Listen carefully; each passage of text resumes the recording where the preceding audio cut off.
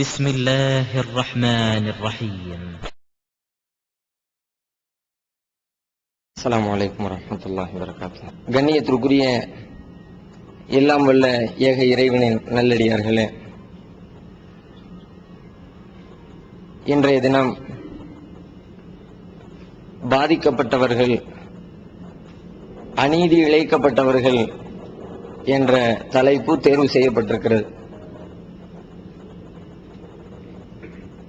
நாம் உலகத்திலே எத்தனையோ விதமான பாதிப்புகளை, துன்பங்களை அன்றாடம் சந்தித்துக் கொண்டிருக்கிறோம். பிற மனிதர்கள் நமது பொருளாதார மோசடியின் மூலமாக பாதிப்பை ஏற்படுத்துகிறார்கள். நமது நிலத்தை அபகரித்து அநீதி இழைக்கிறார்கள். நம்மை பற்றி புறம் பேசி நமது உள்ளத்தை புண்படுத்தி நம்மை கேலி பேசி, இப்படி பல்வேறு நிலைகளிலே பொருளால், இடத்தால், சொற்களால் நாம் பாதிப்புக்கு ஆளாகி வருகிறோம். இவ்வாறு பாதிப்பை ஏற்படுத்துபவர்களை பற்றி அல்லாஹும் அல்லாஹுடைய தூதரும் கடுமையான எச்சரிக்கைகளை செய்திருக்கிறார்கள் என்பதை நாம் அறிவோம். இஸ்லாமிய மார்க்கம் முஸ்லிமுக்கு இலக்கணம் சொல்லுகிற பொழுது, அல் முஸ்லிமு மன் சலிமல் முஸ்லிமூன மின் லிசானிஹி வயதிஹி, யாருடைய கரத்தாலும் நாவினாலும் பிறர் துன்பத்தை அடையவில்லையோ, நிம்மதியாக இருக்கிறார்களோ, அவர்தான் முஸ்லிம் என்று சொல்லி, பிறருக்கு எந்த வகையிலும் அநீதி இழைக்காமல் இருக்க வேண்டும், அந்த பண்புடையவர்தான் முழுமையான இஸ்லாத்திற்கு சொந்தக்காரர் என்று அநீதி இழைப்பதை கடுமையாக எச்சரிக்கை செய்கிறது இஸ்லாம். அல்லாஹுவின் தூதரும் அதை பற்றி நமக்கு கடுமையான எச்சரிக்கைகளை சொல்லித் தருகிறார்கள். இத்தகி தாவத்தல் மظ்லூம் ஃபைன்னஹு லைஸ பைனஹா வ பைனல்லாஹி ஹிஜாப், அநீதி இழைக்கப்பட்டவனின் பிரார்த்தனைக்கு அஞ்சிக் கொள்ளுங்கள், அவனுக்கும் அவனது பிரார்த்தனைக்கும் இறைவனுக்கும் மத்தியிலே எந்த திரையும் இல்லை என்று நபி அவர்கள் சொல்லி காட்டுகிறார்கள். அநீதி இழைக்கப்பட்டவன் மன்னிக்காதவரை இறைவன் இவனது குற்றங்களை மன்னிக்க மாட்டான் என்று சொல்லி காட்டுகிறார்கள். நாளை மறுமையிலே அநீதி இழைக்கப்பட்டவன் அநீதி இழைத்தவனின் நன்மைகளை எல்லாம் கொள்ளையடித்துக் கொள்கிறான். அநீதி செய்தவனிடத்தே நன்மைகள் இல்லை என்று சொன்னால், அநீதி செய்யப்பட்டவன் பாதிக்கப்பட்டவனிடம் இருக்கக்கூடிய தீமைகளை எடுத்து இவன் செய்யாத தீமைகளுக்கு நாளை மறுமையிலே தண்டனை பெறக்கூடிய ஒரு சூழ்நிலை ஏற்படும். அதே போன்று ஒரு மனிதனுடைய மானம், பொருளாதாரம், பிற மனிதனின் உரிமைகள் என்பது மக்கா முக்கர்ரமாவின் கண்ணியத்தை போன்று, துல்ஹஜ் மாதத்தின் கண்ணியத்தை போன்று, அரஃபா தினத்தின் கண்ணியத்தை போன்று, இன்ன அம்வாலக்கும் வ அராலக்கும் ஹராமுன் கஹுருமத்தி யௌமிக்கும் ஹாதா வ ஃபீ ஷஹரிக்கும் ஹாதா வ ஃபீ பலதிக்கும் ஹாதா. நபிகள் நாயகம் ஸல்லல்லாஹு அலைஹி வஸல்லம் அவர்கள் சொன்னார்கள், ஹஜ்ஜத்துல் விதாவிலே அரஃபா திடலிலே உரை நிகழ்த்திக் கொண்டிருக்கிற பொழுது, இந்த மாதம் எவ்வளவு கண்ணியமானதோ, இந்த நாள் எத்தனை மகத்துவமானதோ, நாம் இருக்கிற இந்த பூமி எந்த அளவுக்கு இறைவனால் மரியாதைக்குரியதோ, அதே போன்று வஃபி அம்வாலிக்கும் வ ஆராலிக்கும் ஹராமுன் கஹுர்மத்தி யௌமிக்கும் ஹாதா, இந்த நாளின் கண்ணியத்தை போன்று உங்கள் ஒவ்வொருவரின் மானமும் மரியாதையும் கண்ணியமானது, ஒவ்வொருவரின் உடைமையும் பொருளாதாரமும் கண்ணியமானது, அதிலே நீங்கள் அத்துமீறி பிரவேசிக்காதீர்கள் என்று சொல்லி, பிற மனிதர்களுக்கு அநீதி இழைக்க கூடாது என்பது சம்பந்தமாக மார்க்கம் பல்வேறு விதமான போதனைகளை நமக்கு சொல்லித் தருகிறது. இந்த போதனைகள் நமக்கு திரும்ப திரும்ப நினைவூட்டப்படவும் செய்கிறது. ஒவ்வொரு தடவை பேசுகிற பொழுதும், ஒவ்வொரு அறிஞர்கள் உரை நிகழ்த்துகிற பொழுதும் பிற மனிதர்களின் உரிமைகளை பறிக்காதீர்கள் என்று சொல்லி நமக்கு சதாசர்வ காலமும் சொல்லிக் கொண்டிருக்கிறார்கள். நமது நினைவிலே அது பசுமைப்படுத்தப்பட்டுக் கொண்டே இருக்கிறது. ஆனால் இது ஒரு நிலை, அநீதி இழைக்கப்படுதல் என்ற அந்த பிரச்சனையினுடைய ஒரு பக்கம். எந்த ஒரு பிரச்சனையாக இருந்தாலும் அதற்கு இரண்டு புறங்கள் இருக்கும். ஒரு நாணயத்தின் இரண்டு பக்கங்களை போன்று எல்லா பிரச்சனைகளுக்கும் இரண்டு பக்கங்கள் இருக்கும். இரண்டு பக்கத்தையும் மார்க்கம் வலியுறுத்தும். இரண்டிற்கும் தேவையான வழிகாட்டுதலை இஸ்லாம் வழங்கும். அநீதி இழைக்க கூடியவனுக்கு இஸ்லாம் சொல்லக்கூடியதை நாம் திரும்ப திரும்ப நினைவுபடுத்துகிறோம். அநீதி இழைக்கப்பட்டவனுடைய நிலைமை என்ன, அவனுடைய பங்களிப்பு என்ன? அநீதி இழைக்கப்பட்டு விட்டது, நான் பாதிக்கப்பட்டு விட்டேன், என்னுடைய ரியாக்ஷன் எப்படி இருக்க வேண்டும், அது சம்பந்தமாகவும் மார்க்கம் வலியுறுத்துகிறது. ஆனாலும் பெரும்பாலும் அந்த பாதிக்கப்பட்டவனின் நிலைமையிலிருந்து அவன் செய்ய வேண்டிய காரியங்கள் என்ன என்பதை பெரும்பாலும் நாம் பேசுவதும் இல்லை, நம்முடைய அறிஞர்கள் அதிகமாக அதில் கவனம் செலுத்துவதும் இல்லை. அல்லாஹ் ரப்புல் ஆலமீன் 2 நிலைகளையும் சொல்லித்தான் எல்லா விஷயங்களுக்கும் தீர்வு சொல்லி தருவான். எந்த விஷயத்தை நீங்க எடுத்து பார்த்தாலும் சரி, இஸ்லாத்துல 2 பக்கங்கள் சம அளவிலே உங்களுக்கு போதனை செய்யப்படும். ஒரு அறிஞர் பேசுகிறார், மக்கள் கேட்டுக்கொண்டிருக்கிறார்கள். இது 2 நிலைமை. பேசுறவனுக்கு ஒரு நிலைமை, பேச்சை கேட்கிறவனுக்கு ஒரு நிலைமை. பேச்சை கேட்கிறவங்க என்ன பண்ணணும், பேசுற பேச்சுல செய்தி கரெக்டா இருக்குதா, சரியானது சொல்றாங்களா, கரெக்டானது ஃபாலோ பண்ணிட்டு போய்கிட்டே இருக்கணும். அது கேட்கிறவர்களுக்கு இஸ்லாம் சொல்லக்கூடிய ஒரு நிலை. ஃபபஷிர் இபாதியல்லதீன யஸ்தமிஊனல் கௌல வயத்தபிஊன அஹ்ஸனா. நபியே, நீங்கள் சொல்லுகிற சொல்லிலே சரியானதை கேட்டு, சொல்லுகிற சொற்களை கேட்டு சரியானதை பின்பற்றுகிற மக்களுக்கு நீங்கள் நற்செய்தி சொல்லுங்கள். கேட்கிற மக்கள் சொல்லுகிறவரின் வார்த்தைகளை பார்த்து சரியானதை தேர்வு செய்ய வேண்டும். சொல்லக்கூடியவருக்கு மறுபுறத்திலே போதனை செய்யும். நீ சொல்லுகிற பொழுது சரியானதை சொல், நேர்மையானதை சொல், நீ செய்வதை சொல், செய்யாததை சொல்லாதே. லிம தகூலுன மா லா தஃஅலூன். நீ செய்யாத ஒன்றை ஏன் சொல்லுகிறாய் என்று சொல்லுகிறவனுக்கு. அதமுருன அன்னாஸ பில் பிர் வ தன்ஸவுன அன்ஃபுஸக்கும் வ அன்தும் தத்லூனல் கிதாப். நீங்களுமோ வேதத்தை படித்துக் கொண்டு இருக்கிற நிலையில உங்களை நீங்கள் மறந்துவிட்டு பிறருக்கு நன்மைகளை சொல்லுகிறீர்களா? எனவே சொல்லக்கூடியவன் சரியானதை சொல், செய்ததை சொல் என்று சொல்லக்கூடியவனுக்கு போதனை. கேட்கிறவனுக்கு அவன் யாரு, அவன் எப்படி இருக்கிறான், சொல்றது கரெக்டா இருக்கிறானா, தப்பு செய்யறானா என்று நீ பார்க்காத, அவனுடைய வார்த்தைகளை பார், சரியானதாக இருக்கிறதா என்று பார்த்து நீங்கள் பின்பற்றுங்கள். இப்படி எந்த பிரச்சனையோ, ஒரு செல்வந்தர் இருக்கிறார், ஒரு வறியவர் இருக்கிறார், தேவையுடையவர் போய் யாசகம் கேட்கிறார், யாசகனுக்கு ஒரு விதமான போதனை, பணத்தை கையிலே வைத்துக் கொண்டிருக்கிற செல்வந்தனுக்கு இன்னொரு விதமான போதனை. கையிலே பணத்தை வச்சிருக்கிறவனை பார்த்து சொல்லும், அன்ஃபிகூ மிம்மா ரஸக்னாக்கும் மின் கபில் அன் யஅதி அஹதுக்கும் அல்யௌம்.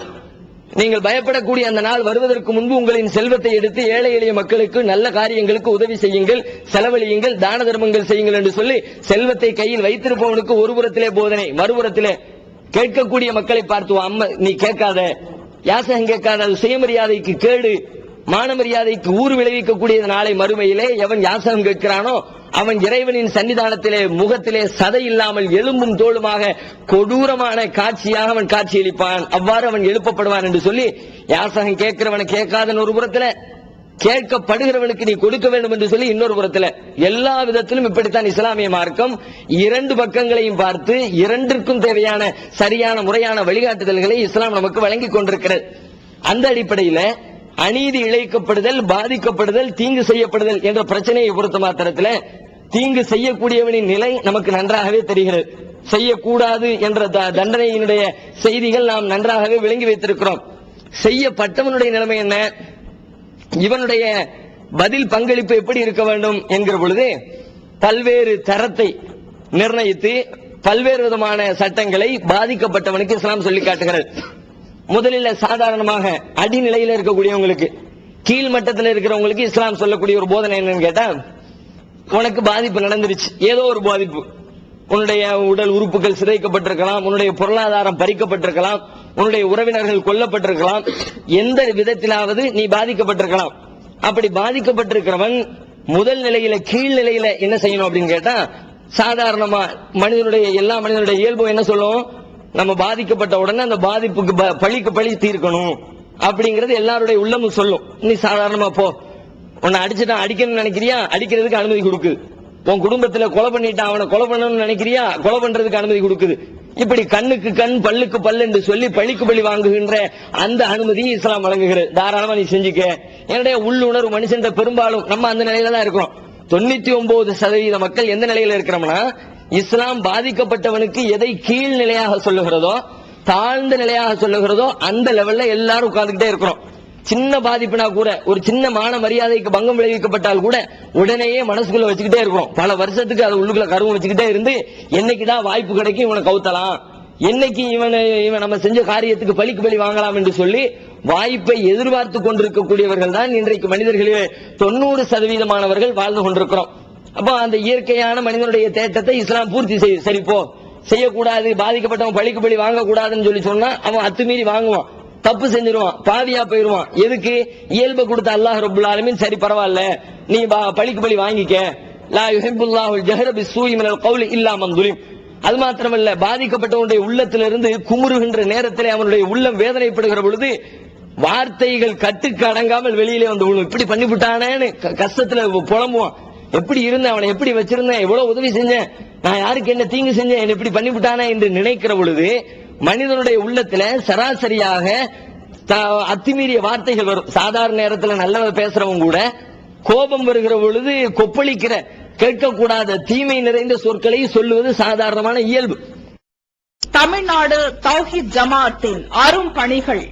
இஸ்லாம் கூறும் அனைத்து பணிகளையும் குர்ஆன் மற்றும் நபி வழியின் அடிப்படையில் செயல்படுத்தும் முதன்மையான அமைப்பு தமிழ்நாடு தௌஹீத் ஜமாஅத். பிற மத மக்களுக்கு இஸ்லாத்தை எடுத்துரைக்க அழைப்பு பணி. இஸ்லாத்தை ஏற்றுக்கொண்டவர்களுக்காக அனைத்து உதவிகளுடன் முற்றிலும் இலவசமாக ஆண்களுக்கும் பெண்களுக்கும் என தனித்தனி பயிற்சி மையங்கள். முஸ்லிம் சமுதாயத்தில் காணப்படும் பலவித தீமைகள் மற்றும் மூட நம்பிக்கைகளை களைவதற்கு பொதுக்கூட்டங்கள், மாநாடுகள் போன்ற பல்வேறு நிகழ்ச்சிகள், வரதட்சணை ஒழிப்பு பற்றிய விழிப்புணர்வு கூட்டங்கள் மற்றும் வாங்கிய வரதட்சணையை திருப்பிக் கொடுக்கும் நிகழ்ச்சிகள், உயிர்காக்கும் இரத்த தானங்கள், இலவச மருத்துவ முகாம்கள் மற்றும் ஆம்புலன்ஸ் சேவைகள், ஏழை எளிய மாணவ மாணவிகளுக்கு இலவச நோட்டு புத்தகங்கள், இலவச சீருடைகள், நோன்பு பெருநாளை மகிழ்ச்சியுடன் கொண்டாட ஃபித்ரா விநியோகம் மற்றும் ஹஜ் பெருநாளின் போது கூட்டு குர்பானி திட்டம், சுனாமி, தீ விபத்து, சாலை விபத்து, வெள்ளம் போன்ற திடீர் விபத்துகளில் பாதிக்கப்படும் மக்களுக்கு ஓடோடி சென்று உதவுதல், தனியார் தொலைக்காட்சி மூலம் தினந்தோறும் பல்வேறு நிகழ்ச்சிகள், இணையதளம் மூலம் இஸ்லாத்தை அறிந்து கொள்ள www.onlinepj.com, www.tntj.net போன்ற இரு இணையதளங்கள், ஏகத்துவம், தீன்குல பெண்மணி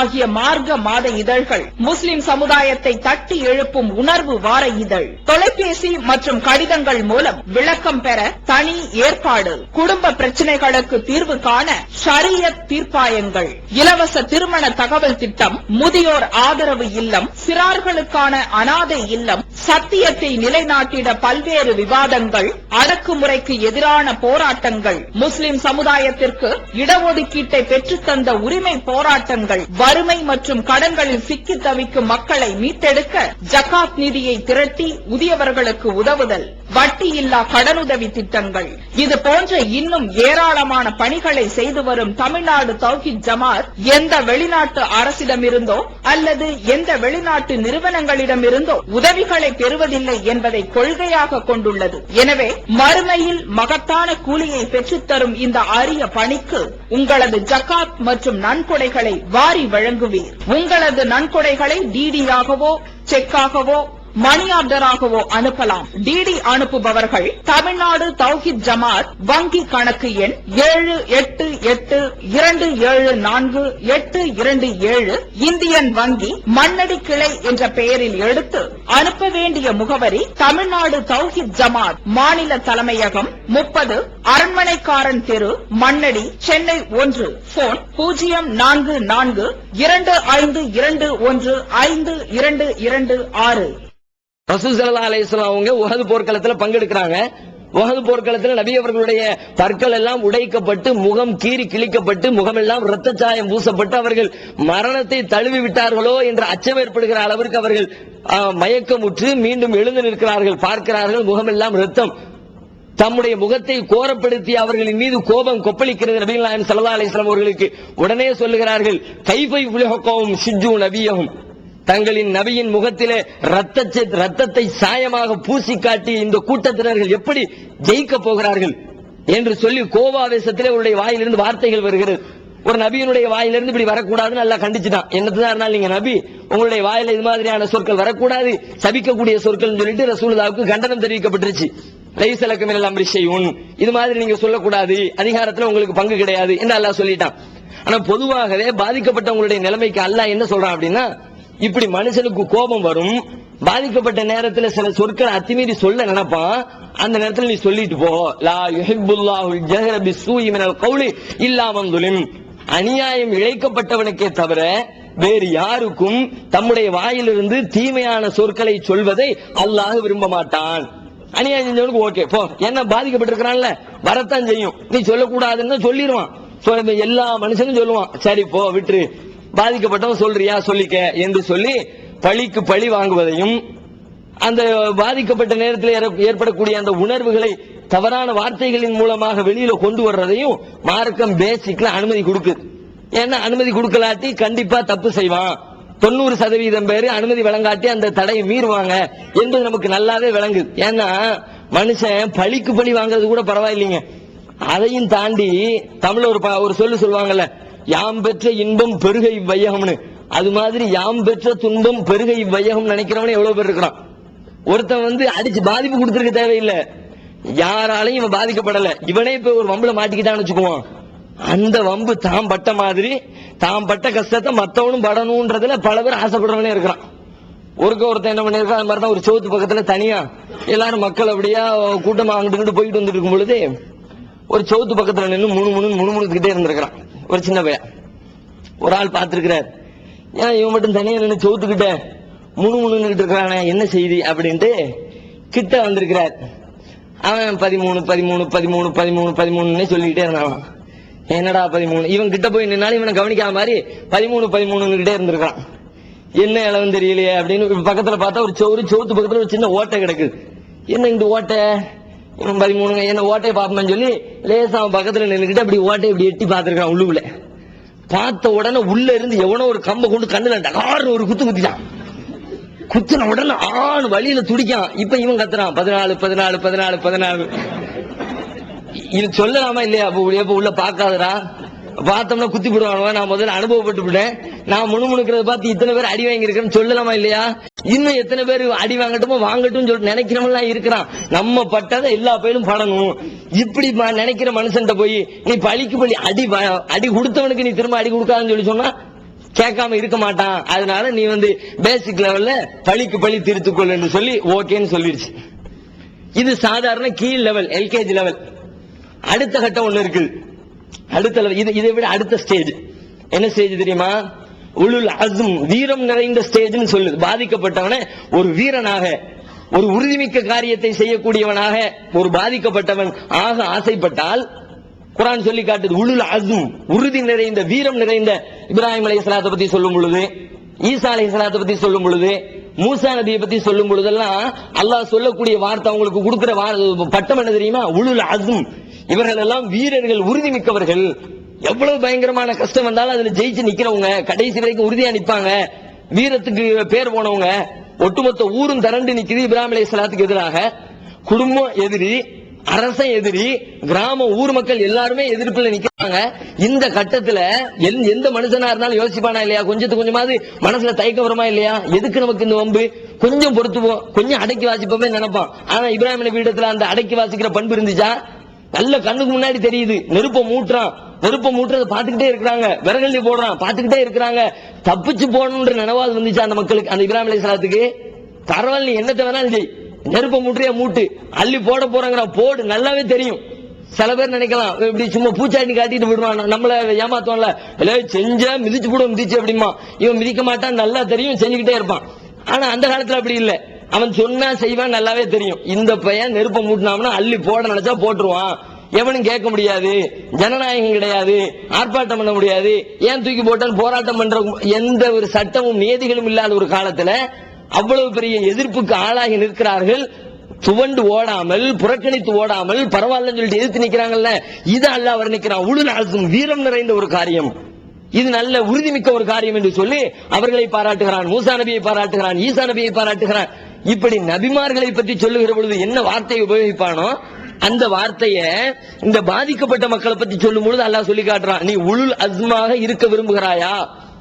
அதுக்கு நான் வழி சொல்லி தர்றேன். பாதிக்கப்பட்டவனுக்கு அந்த வாய்ப்பு கிடைக்குது. வஜஸாஉ ஸய்யிஅத்தின் ஸய்யிஅத்துன் மிஸ்லுஹா ஃபமன் ஆஃபா வஅஸ்லஹ ஃபஅஜ்ருஹு அலல்லாஹ். ஒரு தீமைக்கு இன்னொரு தீமை, அதே போன்ற ஒரு தீமை பரிகாரமாக, கூலியாக அமையும். ஒருத்தன் ஒரு தப்பு செஞ்சா நீங்க அதுக்கு பதில் செஞ்சீங்க, ஓகே.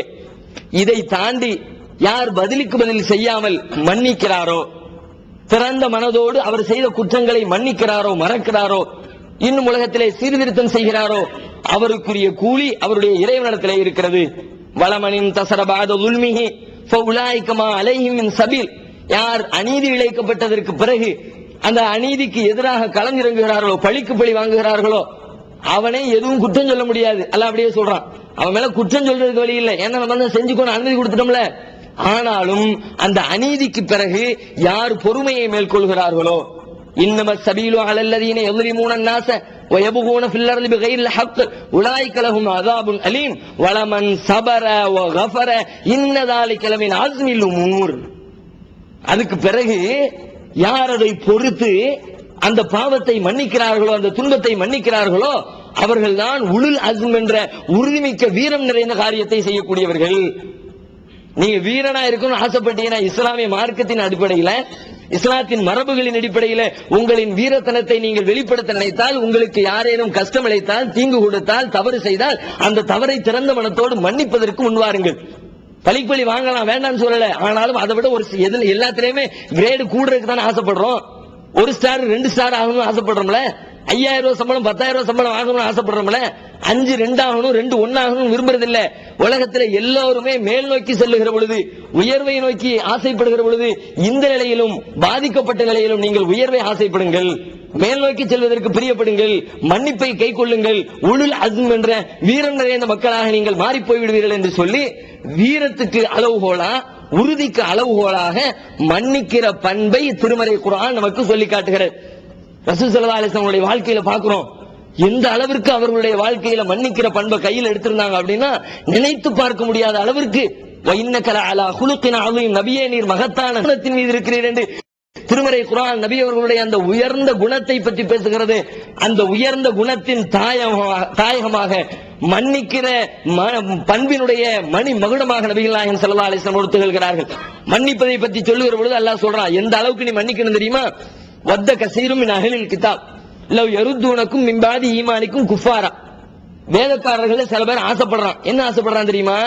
ஹஸதம் மின் இந்தி அன்ஃபுஸிஹிம், அவனிடத்துல இருக்கிற பொறாமையினால, மின்பாதி மாத்த பையன் லஹுமுல் ஹக், அவனுக்கு சத்தியம் இதுன்னு தெரிஞ்சதுக்கு பிறகும் அவன் இருக்கிற பொறாமை. நீங்க சொல்ற மார்க்கம் தான் சத்தியம் அவனுக்கு தெரியுது, ஆனாலும் உள்ளுக்குள்ள அவனுக்கு போயிட்டானுல, மேல மேல போய்கிட்டு இருக்கிறானுல, நன்மை செஞ்சுக்கிட்டு இருக்கிறானுல, நாடுகளை வெற்றி கொண்டிருக்கிறானுல, இவர்களை வழியெடுக்க வேண்டும் என்று சொல்லி அவருடைய உள்ளத்தில் ஏற்பட்ட அந்த பொறாமை என்ன செய்ய சொல்லுது? லவ் மின்பாதி ஈமானிக்கும் குஃபாரா, நீங்க ஈமான் கொண்டதுக்கு பிறகு உங்களை அவங்க காஃபிராக மாத்துறதுக்கு ஆசைப்படுறான். இவனை எப்படியாவது வழி எடுத்துடணும், ஈமான்ல இருந்து தசை திருப்பிடணும், சத்திய பாதையில இவனை போகவிடக் கூடாது, நம்ம தான் கெட்டு போனோம், அவனும் சேர்ந்து கெட்டு போட்டோம் அப்படின்னு நினைக்கிறான். இது எல்லா சமுதாயத்திலும் எல்லா இடத்துலயும் உள்ளது. இப்ப நாம கூட இன்னைக்கு பாக்குறோம், இத்தனை அறிஞர்கள் மார்க்கத்தின் பெயரால் இன்றைக்கு இருக்கிற நம்முடைய சமுதாயத்தின் மார்க்க அறிஞர்களை பார்க்கிறோம்.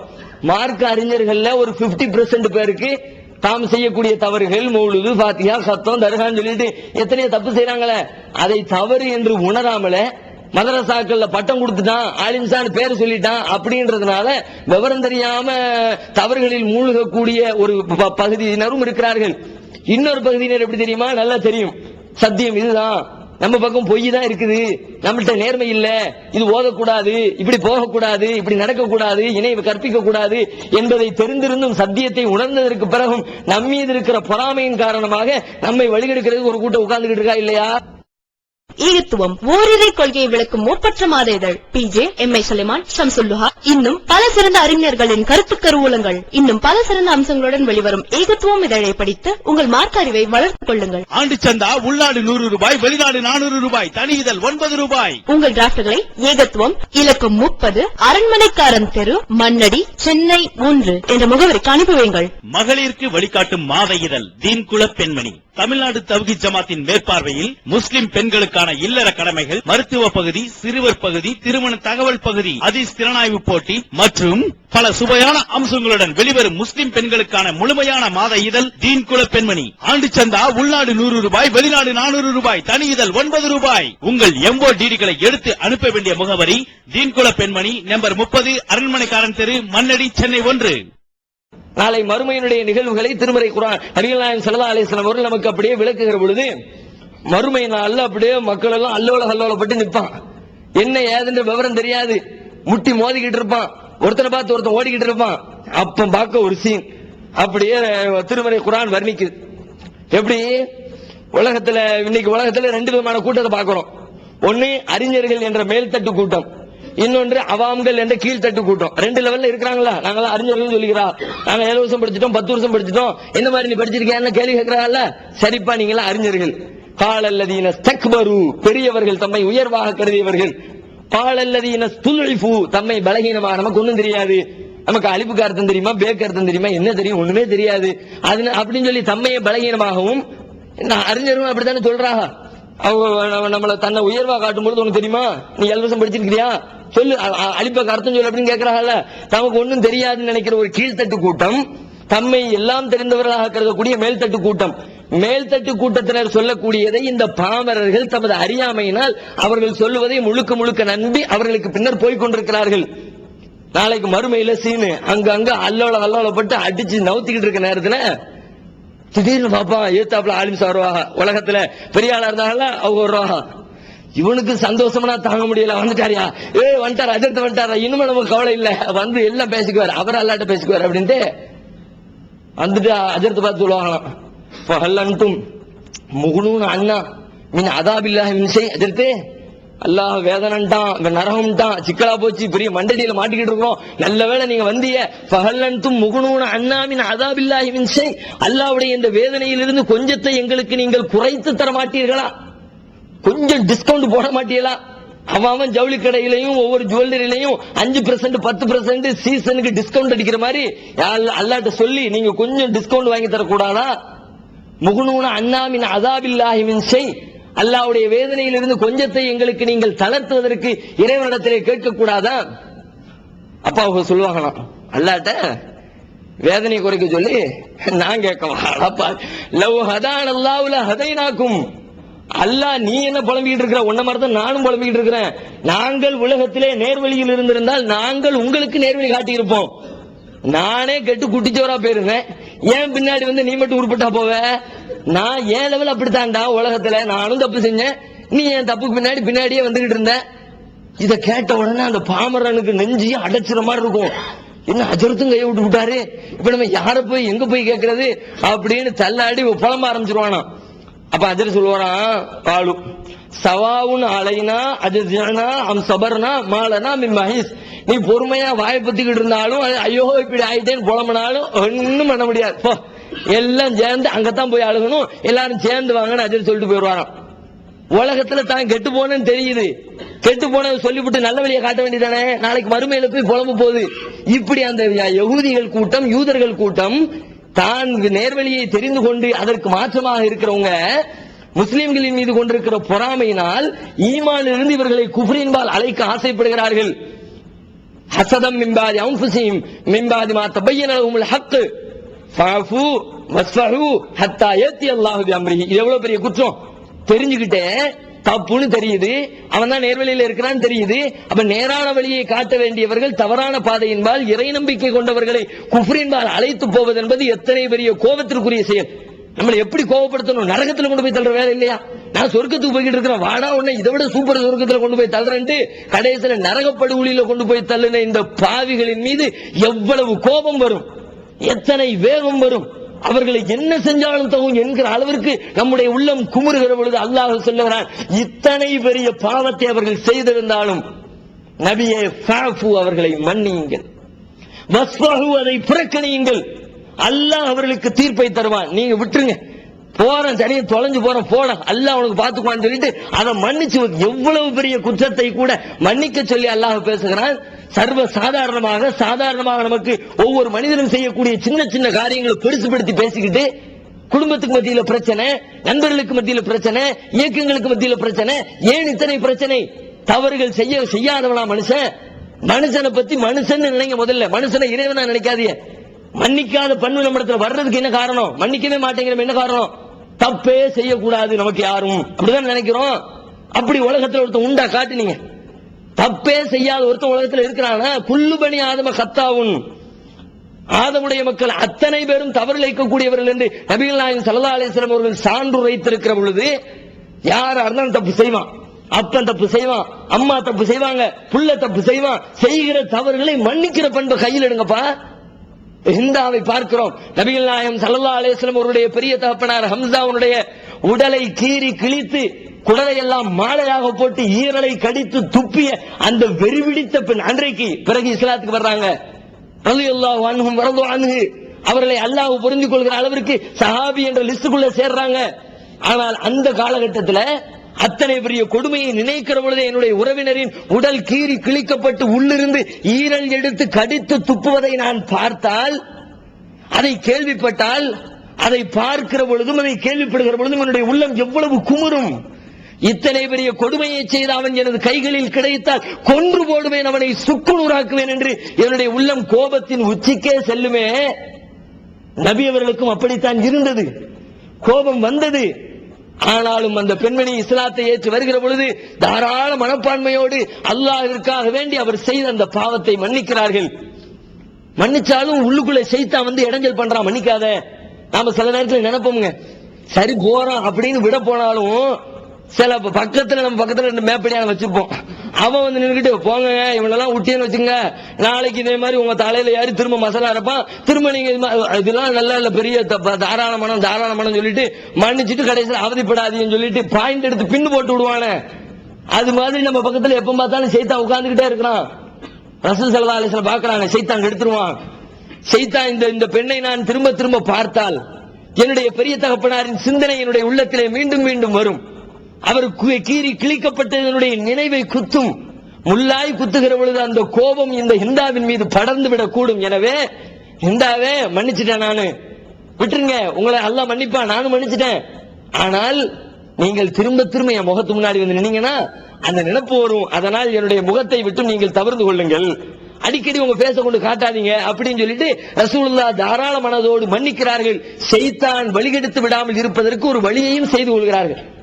சைத்தான் கெடுப்பான், நீங்க மன்னிக்க நினைப்பீங்க, ஆனா விடமாட்டான். அல்லாஹ் சொல்லி காட்டுறான், யா பனி ஆதம் லா யஃப்தினன்னகும் ஷைத்தான் கமா அக்ரஜ அபவைக்கும் மினல் ஜன்னதி யன்ஸிஉ அன்ஹுமா லிபாஸஹுமா லியுரியஹுமா சௌஆத்திஹிமா இன்னஹு யராக்கும் ஹுவ வ கபீலுஹு மின் ஹைஸு லா தரவுனஹும்.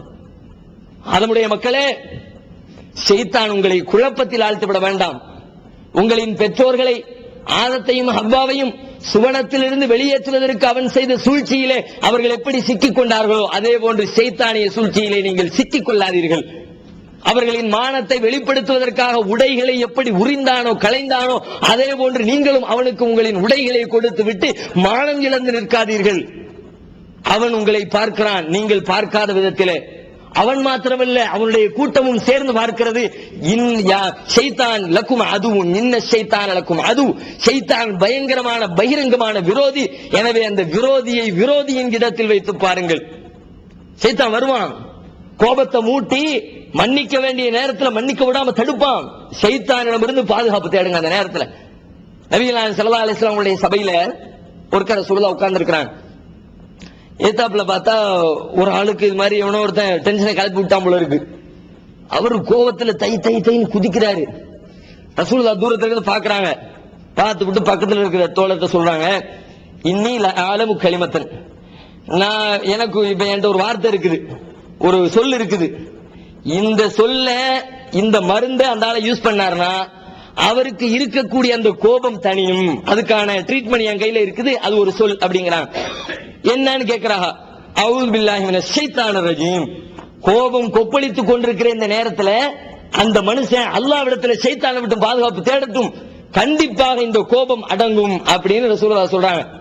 உடனே ஒரு சஹாபி எஞ்சி போறார், போய் கோபப்பட்டு இருக்க அந்த மனுஷட்ட போய் அப்பா அல்லாஹ்ட்ட இருந்து பாதுகாப்பு தேடு அப்படிங்கிறாரு. அந்த மனுஷன் பாதுகாப்பு தேடிட்டு போயிருக்கான். என்ன பார்த்தா லூஸ் மாதிரியே தெரியுது, அல்லாஹ்ட்ட அப்படின்றான். அவனுக்கு கோபம் குறையல, அது வேற பிரச்சனை. ஆனாலும் நபி அவர்கள் என்ன சொல்ல வர்றாங்க, ஷைத்தான் வருகிற பொழுது உங்களை நல்லறங்களில் இருந்து திருப்புகிற பொழுது உங்களுக்கு கோபமூட்டுகிற காரியத்தை ஒருவன் செய்து அதை மன்னிக்க வேண்டும் என்ற எண்ணத்தை வரவிடாமல் ஷைத்தான் தடுக்கிற பொழுது உடனே நீங்க சொல்லுங்க, அஊது பில்லாஹி மினஷ் ஷைத்தானிர் ரஜீம்.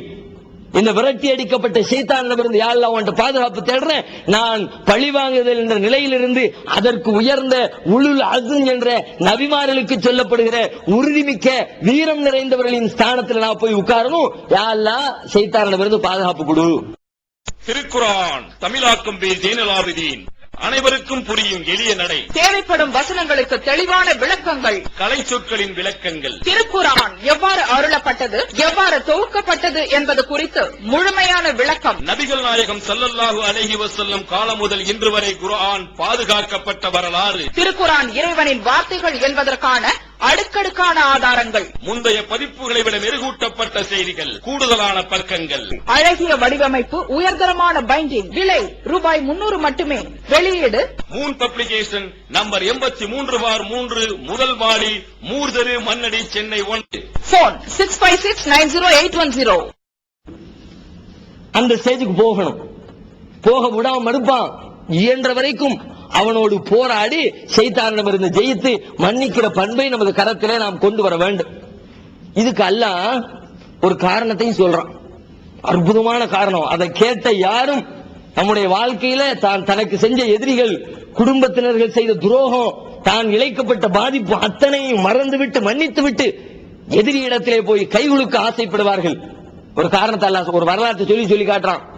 நமக்கெல்லாம் தெரியும், ஆயிஷா ரலியல்லாஹு அன்ஹா அவங்க மீறி அவர்களுடைய பெயர்ல இட்டு கட்டப்பட்ட செய்தி.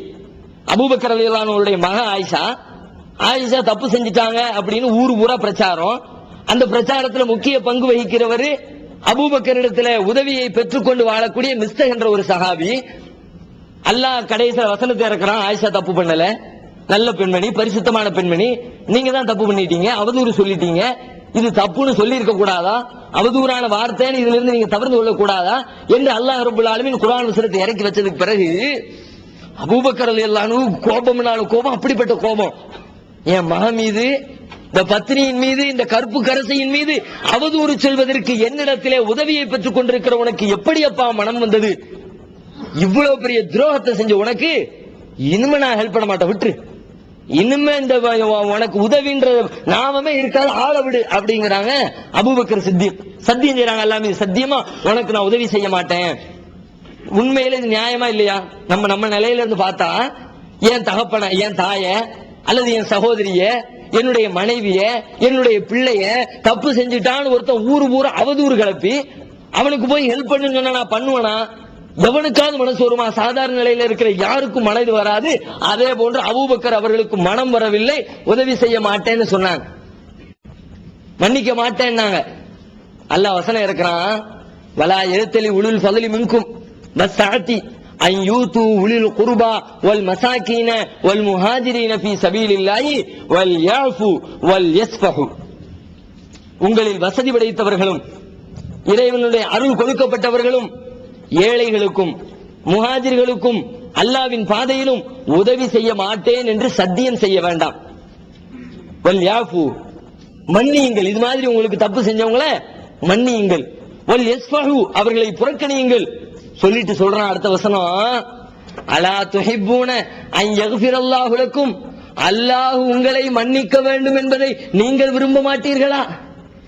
வார்த்தையை பாருங்க, அல்லாஹ் உன்னை மன்னிக்கணும். நீ எவ்வளவு தப்பு பண்ற மனுஷன், எத்தனைடா தப்பு பண்ற? ஒரு நாளைக்கு அல்லாஹ்வுக்கு நாம் செய்கிற தவறுகளை இறுதியில தூங்குகிற பொழுது பட்டியல் போட்டு பாருங்க. எத்தனை பொய் என் வாயிலிருந்து வந்துச்சு, எத்தனை புறம் என் வாயிலிருந்து வந்துச்சு, எத்தனை தொழுகை வீணெடுத்திருக்கிறேன், எத்தனை நாட்களின் நோன்புகளை புறக்கணித்திருக்கிறேன், எத்தனை பார்வைகளை தவறாக வீசி இருக்கிறேன், எத்தனை இறைவனின் சட்டங்களை மீறி இருக்கிறேன், இறைவனின் வரம்புகளை புறக்கணித்திருக்கிறேன்.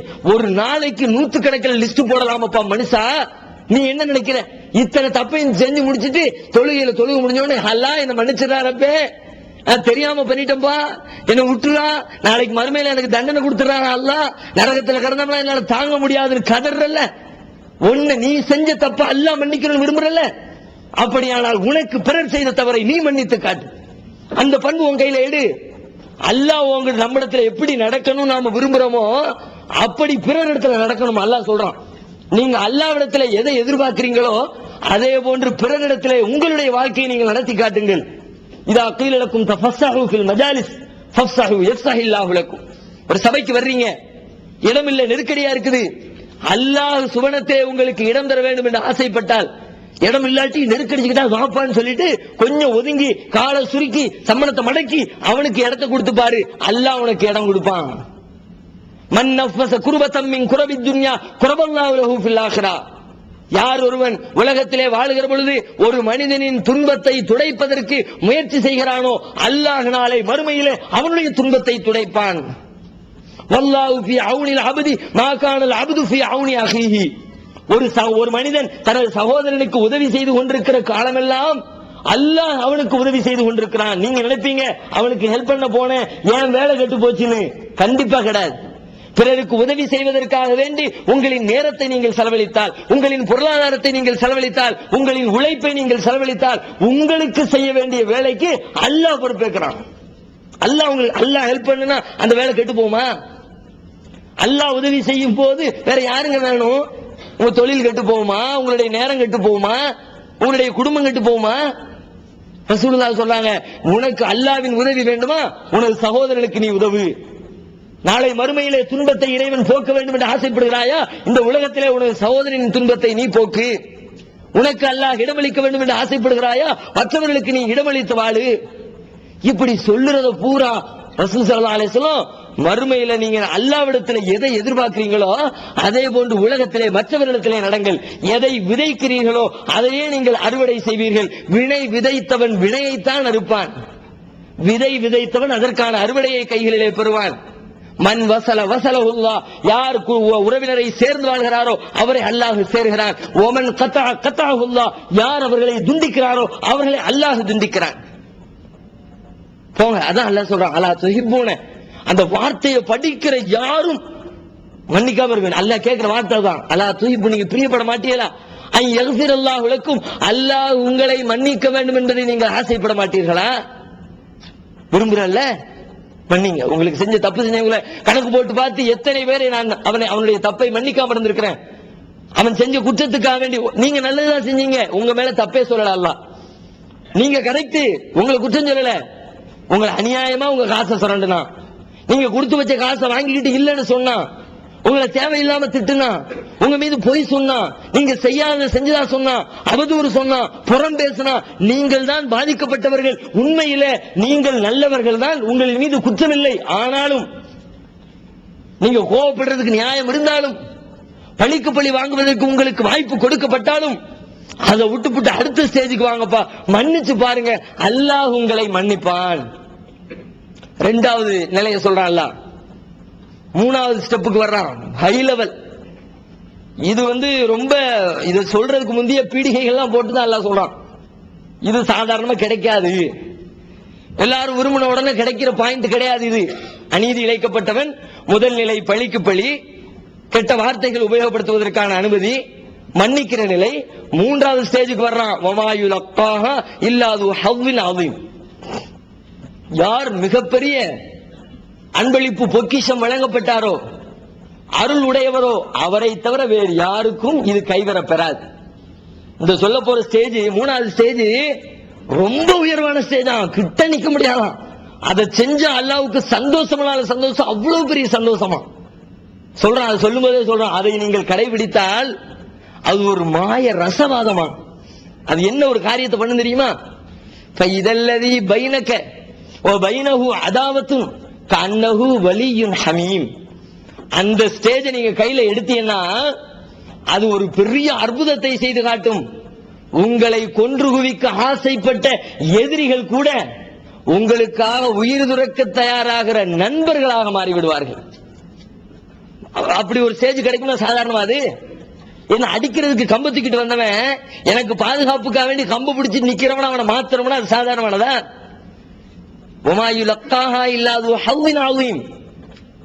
இறைவனின் புறத்திலிருந்து ஒரு பெரிய பங்களிப்பு அருள் கிடைக்கப்பெறாதவருக்கு அந்த பாக்கியம் கிடைக்காது. இவ்வளவு பீடிகை போட்டுவிட்டு அதுக்கு ஆசைப்படு, எல்லாத்திலையும் மேல மேல போடணும்னு ஆசைப்படுறதுல. அது மாதிரி உலகத்துல அல்லாஹ் சொல்லக்கூடிய இந்த பாதிக்கப்பட்டவனுடைய நிலைமையில இருக்கக்கூடிய நீ இந்த அளவுக்கு மிகச் சிறந்த உயர்ந்த நிலைக்கு போறதுக்கு ஆசைப்படு. எதிரியை நண்பனாக கையில எடுக்கிற அந்த அற்புதத்தை நிகழ்த்துவதற்கு ஆசைப்படு. அது என்ன தெரியுமா? இது இப்போது விற்பனையில் இஸ்லாம் கூறும் பொருளியல் சகோதரர் பிஜே அவர்கள் உரையாற்றிய பொருளாதாரம் சம்பந்தமான 27 மணி நேர தொடர் சொற்பொழிவு. என்ன வியாபாரம் செய்யலாம், பங்குச் சந்தையில் ஈடுபடலாமா, இன்சூரன்ஸ் செய்யலாமா, எம்எல்எம் வியாபாரத்தில் ஈடுபடலாமா, குத்தகை, பங்கு வணிகம் மற்றும் வியாபாரம் தொடர்பான அனைத்து சந்தேகங்களுக்கும் குர்ஆன் ஹதீஸ் அடிப்படையில் தெளிவான விளக்கங்கள் 3 டிவிடிகளாக விலை ரூபாய் 75 மட்டுமே. கிடைக்கும் இடம் டிஎன்டிஜே வீடியோ விஷன், நம்பர் 30, அரண்மனைக்காரன் தெரு, மண்ணடி, சென்னை 1. வெளிவந்துவிட்டது இஸ்லாம் கூறும் குடும்பவியல் ரமலான் மாதம் தொடர் சொற்பொழிவு 5 டிவிடிகளாக விலை ரூபாய் 150 மட்டுமே. கூரியர் செலவு தனி. கிடைக்கும் இடம் TNTJ வீடியோ விஷன், நம்பர் 30, அரமனைக்காரன் தெரு, மண்ணடி, சென்னை 1. தமிழ்நாடு தௌஹீத் ஜமாத்தின் புதிய வெளியீடு, மாதம் ஒரு பிரசுரம், கட்டுரைகளின் தொகுப்பு, விலை ரூபாய் 120 மட்டுமே. கிடைக்கும் இடம் TNTJ வீடியோ விஷன், நம்பர் 30, அரமனைக்காரன் தெரு, மண்ணடி, சென்னை 1. வலா தஸ்தவில் ஹஸனத்து வலா ஸய்யிஆ, நன்மையும் தீமைகளும் சமமாகாது.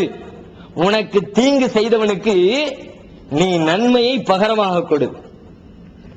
அந்த தீமையை தடுக்க நீ அந்த தீமையை நன்மையின் மூலமா தடுத்து பாரு. ரொம்ப ஹை லெவலு. நன்மை செய்யறதுக்கு மனசு வர சாதாரணமா வரும்னு நினைக்கிறீங்களா? மன்னிக்கிறதுக்கே வரமாட்டேங்குதுங்க. இவ்வளவு தொங்குறமே, சரி போடான்னு விட்டு தொலையும் சொல்றதுக்கே மனசு வர மாட்டேங்குது. என்ன அடிச்சவனுக்கு, என்ன மிதிச்சவனுக்கு, என் குடும்பத்தை பழி தீர்த்தவனுக்கு, என் குடும்ப உறுப்பினர்களுக்கு அநீதி இழைத்தவனுக்கு கொண்டு போய் காசையும் மனத்தையும் கொடுத்து சிரித்த முகத்தோடு அவனை வரவேற்று பேசுவதற்கு எப்படி மனம் வரும்? சிரமம், கஷ்டம் இல்லைன்னு சொல்லல. ஆனாலும் நீங்கள் அதற்காக முயற்சி செய்யுங்கள். உங்களுக்கு தீங்கிழைத்தவருக்கு நன்மையை பரிசாக கொடுத்து அந்த தீமையை தடுத்து நிறுத்துங்கள். வள்ளுவர் சொல்லுவா, ஒரு குறள் ஒன்று சொல்லுவாங்களே, இன்னா செய்தாரை ஒருத்தல் அவர் நாண நன்னயம் செய்து விடல். தப்பு செஞ்சுட்டான் ஒருத்தன், அவனுக்கு நீ பதில எப்படி கொடுத்து பாரு, அவன் வெக்கப்படுற மாதிரி ஒரு நல்லது செஞ்சு பாரு. அப்படி கூணி கூறி இந்த மனுஷனுக்கு நம்ம இப்படி பண்ணிவிட்டோம். கஷ்டப்பட்டு நிக்கிறான், ஏற்கனவே என் காசை சுருட்டிட்டு போனான், ஆனால் இப்ப கைக்கு வழி இல்லாம நிக்கிறான், இடம் இல்லாம நிக்கிறான், சோத்துக்கு வழி இல்லாம இருக்கிறான், சாப்பாடுக்கு வழி இல்ல, போடுறதுக்கு டிரெஸ்ஸுக்கு வழி இல்ல, குடும்பம் கஷ்டப்படுது, பிள்ளைக்கு பால் மாவு வாங்குறதுக்கு கையில காசு இல்ல, தெருவோட பிச்சை எடுத்துட்டு அலைகிறான். கூப்பிட்டு இந்த புடுறா, இந்த சாப்பாடு வச்சுக்கடா, இந்த அப்படி டிரெஸ் வாங்கிக்க, உன் பிள்ளைக்கு பால் மாவு வாங்குறதுக்கு காசு புடின்னு கையில காசை கொடுத்து பாருங்க, உதவியை செஞ்சு பாருங்க. அன்னைக்கு அவனுடைய கண்களில் இருந்து வருகிற கண்ணீரை நீங்கள் பார்ப்பீர்கள். இப்படிப்பட்ட ஒரு புண்ணியவானுக்கு, இவ்வளவு இரக்கமுள்ள மனுஷனுக்கு, இப்படி நல்லது செய்யற மனுஷனுக்கு போய் நாம அநியாயம் பண்ணிட்டனே, நாம அநியாயம் செஞ்சதுக்கான தண்டனை தான் அல்லாஹ் நம்மளை இப்படி ஆக்கிட்டானோ தெரியலையே. கைய பிடிச்சிட்டு அழுவான், மன்னிச்சுக்குங்க அப்பா அழுவான். அது வரைக்கும் உங்கள்ட்ட வந்திருக்க மாட்டான். உங்களை ஏமாத்திட்டு உங்கள்ட்ட வாங்கின பணத்தை கொடுக்காம மோன் திருப்பி ஓடினவன், இதுவரைக்கும் உங்களின் முகத்தை பார்ப்பதற்கே வெக்கப்பட்டுக் கொண்டிருந்தவன், இன்றைக்கு உங்களின் கரத்தை பிடித்து அழுவான், என்னை மன்னித்து விடுங்கள், அன்றைக்கு நான் செய்த பாவத்திற்கு தண்டனை இன்றைக்கு நான் அனுபவிக்கிறேன், அல்லாஹ்விற்காக அந்த பாவத்தை மன்னியுங்கள் என்று உங்களின் கரங்களிலே விழுந்து கதறி அழுவான். அல்லாஹ்விடத்திலே போய் சன்னிதானத்திலே மண்டியிட்டு அழுவான். அதுக்கப்புறம் உங்களையும் அவனையும் பிரிக்க முடியாது. என்னத்தான் நீங்க வெளியே போடா நாயன்னு சொன்னாலும் உங்க கால சுத்தி வர்ற நாய் மாதிரி வந்து நிற்பான், நண்பனாவான். அதான் அல்லாஹ் சொல்றான், நீ கொடுத்து பாருடா. தீமை செய்தவனுக்கு நன்மையை பகரமாக அன்பளிப்பு செய்து பார். கன்னஹு வலியுன் ஹமீம், அப்படியே நெருங்கிய உறவை போன்று உனக்கு பாதுகாவலனாக, நண்பனாக, நேசனாக அவன் மாறி போவான். முயற்சி எடுங்க, இன்னைக்கு உறுதி எடுங்க. இன்ஷா அல்லாஹ் இன்றைக்கு ஒரு பட்டியல மனக்கண்ணுக்குள்ள கொண்டு வாங்க. எத்தனை பேரை நான் புறக்கணித்திருக்கிறேன் என்னுடைய வாழ்க்கையில, எனக்கு தப்பு செஞ்சதுக்காக வேண்டி எத்தனை பேர் மீது நான் கொடுமை செய்திருக்கிறேன், பழிக்கு பழி வாங்கி இருக்கிறேன், எத்தனை பேரை நான் புறக்கணித்திருக்கிறேன். எத்தனையோ குடும்பங்கள்ல அல்ப காரணங்க, பெரிய காரணம்லாம் இருக்காது. இவங்க வீட்டுக்கு போகும்போது அவ உள்ள இருந்து உடனே வந்து வான்னு கேட்கலாம், வந்து அரை மணி நேரம் ஆச்சு, அதுக்கு பிறகு வந்து வான்னு கேட்டாலாம். மதியாதார் தலைவாசல் மிதியாதேன்னு பாட்டு பிடிச்சிட்டு இன்னும் நான் வரவே மாட்டேன், எனக்கு மானம் இல்லையா, ரோசம் இல்லையா, இது என்னடா பெருசா? அரை மணி நேரம் கழிச்சு கேட்டதுனால உன் உடம்புல 1/2 கிலோ குறைஞ்சிருச்சா, அல்லது அந்த ஆளு உடம்புல 1 கிலோ கூடி போச்சா, என்ன நடந்துச்சு?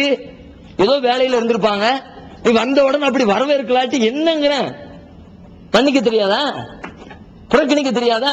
அப்படி அவனுடைய வீட்டிற்கு செல்லுகிற பொழுது உன்னுடைய உறவினர்கள் உன்னை மறுக்கிறார்களா, பேசுகிறார்களா? அவர்கள் உனது வீட்டை நாடி வருகிற பொழுது அவர்களை கண்ணியப்படுத்திப்பார். அவன் புள்ள கல்யாணத்துக்கு உன்னை கூப்பிடல, பெருசா குறைப்பட்டுக்கிறியா? உன் புள்ள கல்யாணத்துக்கு நீ கொண்டு கொடுத்து பாரு, என் புள்ள கல்யாணம் வச்சிருக்கிற வான்னு சொல்லு. நம்ம கூப்பிடல, இந்த மனுஷன் வந்து கூப்பிடுறாங்க. நாம அன்னைக்கு கூப்பிட்டு இருக்கணும். வீட்டுல நம்ம வந்ததுக்கு பிறகு அங்க வட்டமேச மாநாடு நடக்கும். நான் அன்னைக்கே சொன்னேன், கேட்டியா? நல்ல மனுஷன், அந்த ஆளுக்கு கொடுக்க வேணாம்னு சொல்லி உன் பேச்ச கேட்டேன் நானு, உள்ளுக்குள்ள 7.5 பேர். அது மாதிரி சூழ்நிலை உருவாகும். நன்மையை பகரமாக்குங்க. ஒவ்வொரு காரியத்திலும் நீங்க நினைத்து பாருங்க. அல்லாஹ் சொல்லி காட்டுறான் நன்மையை. அறிவுடையவர்களை பத்தி சொல்றான். அறிவாளி யாரு தெரியுமா? அறிவாளி நம்ம யார சொல்லுவோம்? அதை பூரா புரட்டி போட்டு விட்டு அல்லாஹ் ஒரு லிஸ்ட் போடுறான். எவன் தெரியுமா அறிவாளி? அதை படிச்சு பார்த்தோம்னா நம்ம லூசு, இவனும் அறிவாளி, இவனுக்கு போய் அறிவாளின்னு எவனா சொல்லுவானா? நம்ம அறிவாளின்னு சொல்றது லிஸ்ட் பூரா ஒரு மாதிரி இருக்கும், அல்ல அறிவாளின்னு சொல்ற லிஸ்ட் பூரா ஒரு மாதிரி இருக்கும். அல்ல அறிவாளி யாரும் சொல்லுவாங்க தெரியுமா? இப்ப நம்ம நடைமுறை எடுத்துக்குமே, பக்கா லூசரமா இருக்கும் ஒரு காரியம். ஒரு அறிவாளிகள் கூட்டம் சேர்ந்து தீர்மானிச்சு அந்த காரியத்தை செஞ்சுக்கிட்டு இருப்பான். அன்னைக்கு ஒருத்தர் சொல்றாரு, என்னன்னா வெளிநாடு சிங்கப்பூர் போனாராம். போனவரு சிங்கப்பூருக்கு போயிட்டு அங்க எல்லாம் பாக்குறாரு, அந்த கிளீன் சிட்டியை பார்க்க, ரொம்ப சுத்தமான, ஒரு துப்புனா கூட வெள்ளி ஃபைன், 50 வெள்ளி ஃபைன் தான். அதனால வாயில எச்சு வந்தாலும் அரை மணி நேரம் எச்சியை வச்சுக்கிட்டே போய் குப்பத்தொட்டியை பார்த்து துப்பிட்டு வர்ற அளவுக்கு ஏன்னா சட்டம் கடுமையா இருக்கு. பாக்குறான் ஒருத்தன் அங்கங்க பாத்ரூம், யூரின் போறதுக்கு, லெட்ரின் போறதுக்கு கட்டி வச்சிருக்கான். மத்த இடத்துல போக கூடாது, மரம் செடி கொடி எங்கிட்டு இருந்தாலும் போகாம எங்க கட்டி வைக்கப்பட்டிருக்குதோ அந்த இடத்துல போறாரு, இருந்துட்டு வந்துடுறாரு. வெளியே எங்கிட்டாவது ஓரத்துல நின்று அங்கிட்டு இங்கிட்ட அவசரம் சொல்லிட்டு காரை ஓபன் பண்ணிட்டு சடக்குன்னு இறக்கிறோம் அப்படின்னு நினைச்சாங்கன்னா டகார்னு போலீஸ் வந்து எல்லாத்தையும் சார்ஜ் பண்ண கொடு 50 வெளியே கொடு 100 வெளியே கொடுன்னு சொல்லிட்டு ஃபைனை போட்டு தீட்டிடுறான்.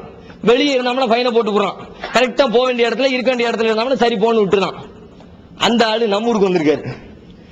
வந்து பார்த்தா அங்கிட்டு பார்த்தா அவன் பில்டிங் கட்டி வச்சிருக்கான் முறையா போறதுக்குன்னு சொல்லிட்டு, இந்த இடத்துல நகராட்சி, கூசு, பொது கழிப்பிடம், கட்டண கழிப்பிடம் எழுதி அங்க போய் சரி கட்டி வச்சிருக்காங்க போலான்ட்டு உள்ள போனா, உள்ள போனோம்னா காசை கூட அப்படிங்க.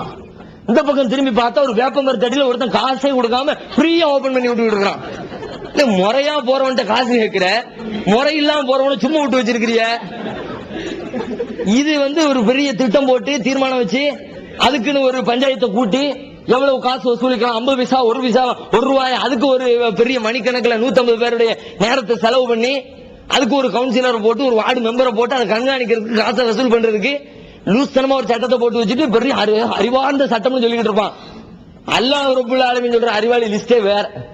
அல்லாஹ் சொல்றான், இன்னமா யததக்கரு உலுல் அல்பாப், அறிவுடையவர்கள் தான் படிப்பினை பெறுவார்கள். யார் அறிவுடையவர்கள் வர்ணிக்கிறான் அல்லாஹ், அல்லதீன யூஃபூன பிஅஹதில்லாஹ் வலா யன்குலூனல் மீசாக், அவர்கள் அல்லாஹ்விடத்திலே செய்த உடன்படிக்கையை நிறைவேற்றுவார்கள், அந்த உடன்படிக்கையை மீற மாட்டார்கள். வல்லதீன யஸிலூன மா அமரல்லாஹு பிஹி அன் யூஸல, அல்லாஹ் யாரை சேர்ந்திருக்க வேண்டும் என்று சொல்லி இருக்கிறானோ அப்படிப்பட்ட உறவுக்காரர்களை சேர்ந்திருப்பார்கள், அரவணைப்பார்கள். உறவுக்காரனை அல்லாஹ் சேர்ந்திருக்க சொல்றான், என்ன பிரச்சனை வந்தாலும் சேர்ந்திருப்ப. இவன் என்ன சொல்லுவான், உறவை துண்டிச்சு வாழ்றதா மான மரியாதைம்மா, போகாதடா அந்த வீட்டுக்கு போகாத, உன்னதான் மதிக்கல, பிறகு போற, அப்பதான் அறிவாளிமா. இவன் போய்கிட்டே இருந்தான்னா மானம் கட்டவன், இவனுக்கு ரோசமும் இல்ல மானமும் இல்ல, போய்கிட்டே இருக்கானு சொல்லி திட்டுவான். அல்லாஹ் சொல்றான், அவன் திட்டுனாலும் ஏசினாலும் பேசினாலும் நீ அவங்க கூட சேர்ந்துகிட்டே இரு. எவன் உறவினர்களை அனுசரிக்கிறானோ அவன் அறிவாளி. ரப்பகும், தமது இறைவனை யார் பயப்படுகிறானோ அவன் அறிவாளி. இப்ப போய் சொல்லணும்னு வச்சுக்கோங்க, பகுத்தறிவாளின்னு சொல்லுவான். இறைவனை பயப்படுறதா அப்படின்னா யார? இறைவன் ஒருத்தனே இல்ல, பிறகு இல்லாதவங்க போய் பயந்துகிட்டு இருக்கிற. அப்படி அவ கேட்டா அவங்க ரொம்ப பகுத்தறிவு பூர்வமா சிந்திச்சு சொல்றதா சொல்லிவிட்டு, இறைவனே இல்லை பிறகு இறைவனுக்குன்னு பயந்துகிட்டு இருக்கிற. இறைவன் நீ பாத்தியா? உங்க அத்தை பார்த்தாரு இல்ல, உங்களுக்கு ஓய் தந்த அஜர்த்து யாராவது கடவுளை பார்த்துட்டு வந்து இல்ல, எல்லாத்துக்கும் சொன்ன ரசூல்லாவது உங்க முகமது நபியாவது பார்த்தாரப்பா? ஒருத்தரும் பார்க்கலையா? ஒருத்தருமே பார்க்கல, எங்குமே இல்ல, அவரை போட்டு கடவுள் கடவுள் சொல்லிட்டு அவருக்கு போட்டு பயந்துகிட்டு இருக்கியம்மா. நம்ம என்ன பார்ப்போம், கண்ணால பார்த்து நம்பினாதான் ஒரு பொருள் இருக்குன்னு சொல்லுவியா? உனக்கு தெரியலாட்டி அதுக்கு பேர் இல்லன்னு அர்த்தமா? கண்ணால பார்த்துதான் நம்புறேன்னு சொல்லி சொன்னா உலகத்துல எத்தனையோ ஆடும் மாடும் கண்ணால பார்த்து நம்பிக்கிட்டு இருக்குது.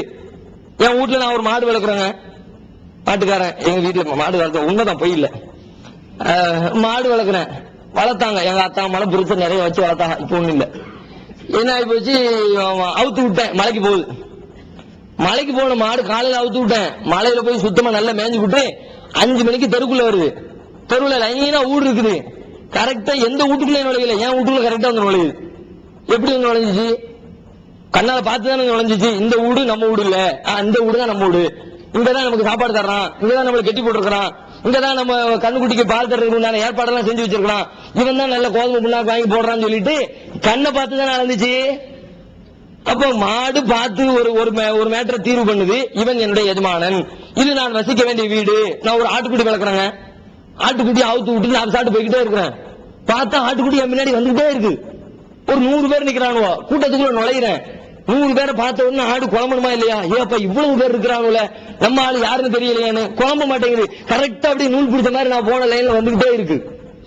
என்ன இப்ப அந்த ஆடும் என்ன கண்ணை பார்த்து தான் நம்பிச்சு, கண்ணால பார்த்து இவன் என் முதலாளி, அந்த மாடும் கண்ணால பார்த்து இது என் ஊடு அப்படின்னு நம்பிச்சு. நீனும் கண்ணால பார்த்து தான் நம்புவோன்னா அந்த ஆட்டுக்கும் மாட்டுக்கும் மனுஷன் பகுத்தறிவு சொல்லிட்டு உனக்கும் என்ன வித்தியாசம்? பகுத்தறிவுங்கிறல்ல, பகுத்தறிவு வச்சு நம்பணும்னா வேற ஸ்டேஜ் அப்பா. கண்ணால பார்க்காததையும் நம்புவதற்கு பேர் பகுத்தறிவு. பகுத்தறிவுன்னா கண்ணுக்கு தெரியாததையும் சேர்த்து நம்பருக்கு பேர் பகுத்தறிவு. இவன் சொல்லுவான் அறிவாளின்னு சொல்லிக்கிட்டு கடவுளே இல்லன்னு மறுப்பான். என்ன கண்ணால பார்க்கலையா?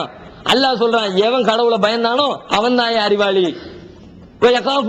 ஹிசாபு, மறுமை நாளுடைய தண்டனைக்கு கேள்விக்கு யார் பயப்படுகிறாரோ அவன் அறிவாளி. வல்லதீன ஸபரு பித்திகா வஜ்ஹி ரப்பிஹிம், தமது இறைவனின் பிரியத்தை நாடி அகாமு ஸலா, தொழுகையை நிலைநாட்டுபவர் அறிவாளி. வஆத்து ஸக்கா, ஸகாத்தை வழங்குபவர் அறிவாளி.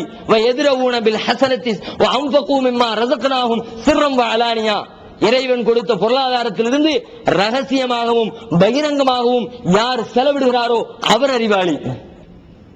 செலவு பண்றவனுக்கு இப்ப நம்ம ஊர்ல உலகத்துல பேரனா, எவன் அள்ளி அள்ளி கொடுத்தானோ அவன் வாழ தெரியாதவன், அவனுக்கு அறிவில் இப்படி கொடுத்துட்டான்னா நீ ஒண்ணுமில்லாம போயிருவேன், ஓட்டாண்டியா போயிருவேன், அப்படிதான் நம்ம சொல்றோம்.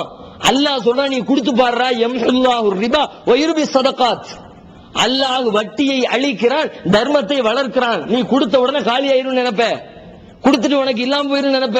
ஆனால் கொடுத்தால் கொடுக்க கொடுக்க மேலும் மேலும்.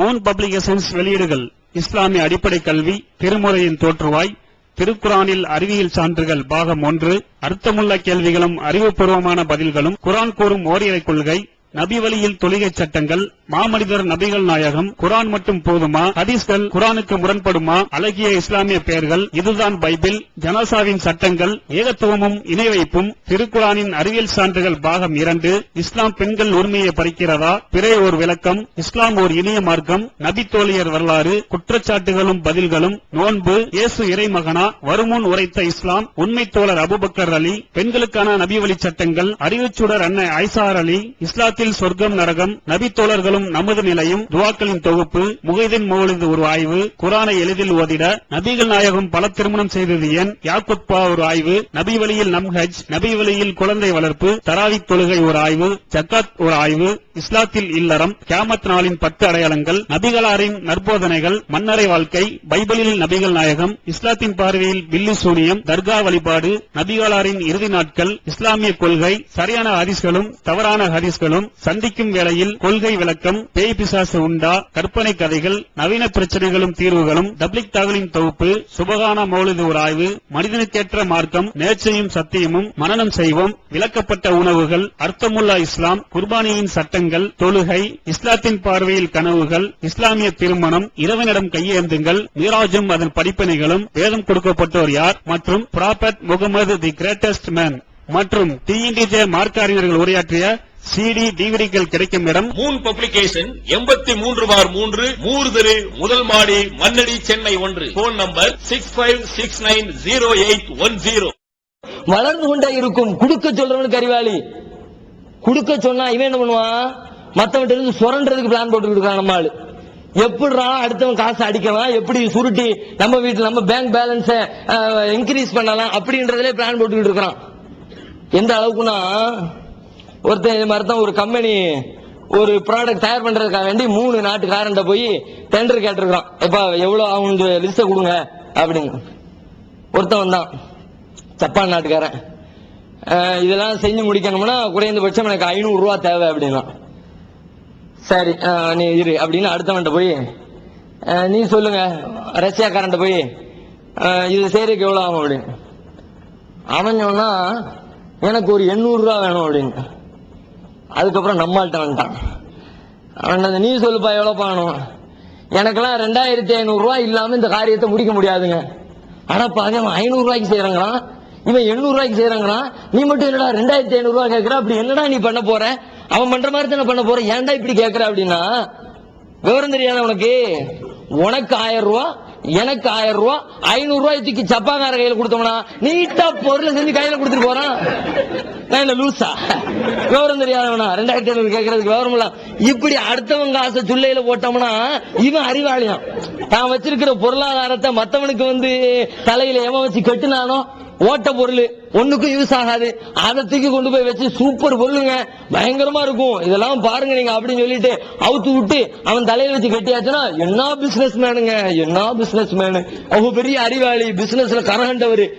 அல்லாஹ் சொல்றான், அம்பக்கும் ரதத்தினாகும் சிறம் வாழானியா, ரகசியமாகவும் பகிரங்கமாகவும் இறைவன் அவர்களுக்கு வழங்கி இருக்கிற செல்வத்தை செலவழிப்பவன் அறிவாளி. என்ன நாளை மறுமையில அவனுக்கு தான் கிடைக்க போகுது, கஞ்சத்தனம் பண்ணவனுக்கு கிடைக்காது. ஒவ்வொரு நாளும் அல்லாஹ் என்ன பண்ணுவானா, ஒரு 2 மலக்கை இறக்கி வைப்பானா. அந்த மலக்குகளுக்கு டியூட்டி என்ன தெரியுமா, 2 பிரார்த்தனை. என்ன பிரார்த்தனை? ஒரு மலக்கு சொல்வாராம், டெய்லி ரசூலுல்லாஹ் சொல்றாங்க, டெய்லி இது நடக்கும். அல்லாஹும்ம ஆத்தி முன்ஃபிகன் ஹலஃபா, இறைவா யார் செலவழிக்கிறாரோ அவருக்கு அதை போன்று பகரத்தை நீ கொடு, எக்ஸ்ட்ரா கொடு அப்படின்னு கேட்டுக்கிட்டே இருப்பாராம். இன்னொருத்தர் என்ன பண்ணுவாராம், அல்லாஹும்ம ஆத்தி மும்சிகன் தலஃபா, யார் யா அல்லாஹ் யார் தனது கையிலே செலவழிக்காமல் தடுத்துக் கொள்கிறாரோ அவருக்கு அதிலே நீ பரக்கத்தை அழித்து விடு, அந்த செல்வத்தை குறைச்சு விடுமானாம். மலக்கு சொல்வாராம். மலக்கு சொல்வாருன்னா அல்லாஹ்வே சொல்ல வச்சிருக்கிறான். அப்ப கண்டிப்பா அல்லாஹ் அதை செய்வான் அர்த்தம். கொடுக்க கொடுக்க வளரும், எடுக்க எடுக்க நீங்கள் மேலும் மேலும் அது வளர்ச்சியை தந்து கொண்டே இருக்கும். கஞ்சத்தனம் பண்றதுதான் அறிவு கட்டத்தனம். யார் அள்ளி கொடுக்கறாங்களோ அது அறிவாளி அப்படிங்கிறான். கடைசியா சொல்றான், எதிரவுன பில் ஹசனத்தி ஸய்யிஅத்தி உலாயிக லஹும் உக்பத்தார், யார் தீமைகளை நன்மைகளை கொண்டு தடுக்கிறார்களோ அவர்கள்தான் நாளை மறுமைக்குரிய அந்த சூனத்திற்கு சொந்தக்காரர்கள் என்று சொல்லி திருமறை குர்ஆன் அறிவாளிகளின் பட்டியலை பேசுகிறது. இப்ப நாம என்ன பார்க்கிறோம், ரொம்ப கஷ்டமான ஒரு சூழ்நிலை. எதிரிக்கு உதவி செய்வது என்பது, நமக்கு தீங்கிழைத்தவனுக்கு நன்மை செய்வது என்பது ரொம்ப சிரமம் தான். ஆனாலும் அந்த சிரமத்தை நீங்கள் கையில் எடுத்தால், பொறுத்தால், உறுதி கொண்டால், நான் எனக்கு அநீதம் இழைத்தவனுக்கு நன்மை செய்வேன் என்று அந்த காரியத்தை நீங்கள் கையில் எடுத்து செய்ய ஆரம்பித்தால் அதுக்கு இருக்கிற கிரேடே தனியா. ரசூல் ஸல்லல்லாஹு அலைஹி வஸல்லம் அவருடைய வாழ்க்கையை பார்க்கிறோம். மன்னிக்கும் தன்மையையும் அள்ளி கொடுக்கிற தன்மையையும் அவர்களுக்கு தீங்கிழைத்தவருக்கு நன்மை செய்கிற தன்மையும் பார்க்கிற பொழுது பிரமித்து போகிறோம். நபிகள் நாயகம் ஸல்லல்லாஹு அலைஹி வஸல்லம் அவர்கள் மக்காவிலிருந்து மதீனாவிற்கு ஹிஜ்ரத் செய்வதற்கு முன்பாக காபத்துல்லாவிலே சென்று இறைவனை வணங்கி வழிபட்டு வரலாம் என்று செல்லுகிறார்கள். காபத்துல்லா பூட்டப்பட்டிருக்கிறது. அங்கு காவலரிடத்திலே போய் கேட்கிறார்கள், சாவி கொடு, நான் இறைவனை தொழுதுவிட்டு செல்ல வேண்டும் என்று அனுமதி கேட்கிறார்கள். அவர் அனுமதி மறுக்கிறார். உனக்கெல்லாம் தொழுவதற்கு இங்கே இடம் கிடையாது என்று நபிகள் நாயகம் ஸல்லல்லாஹு அலைஹி வஸல்லம் அவர்களுக்கு அனுமதி மறுக்கப்படுகிறது.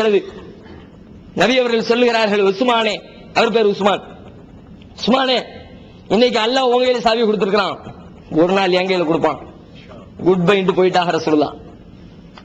அதே போன்று ஹிஜ்ரி 8ஆம் ஆண்டு மக்கா வெற்றி கொள்ளப்படுகிறது.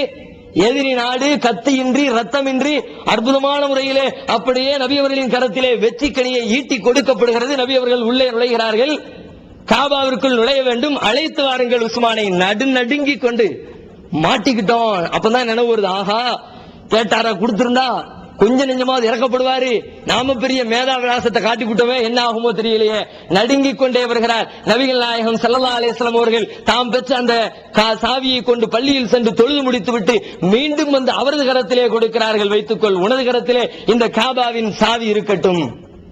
எப்படி மனசு வந்துச்சு? அடிக்க நினைப்போம். நம்ம என்ன நினைப்போம், வாடா வா மவன தரமாட்டேன்னு சொன்னல, வசமா மாட்டிக்கிட்ட நினைப்போம்.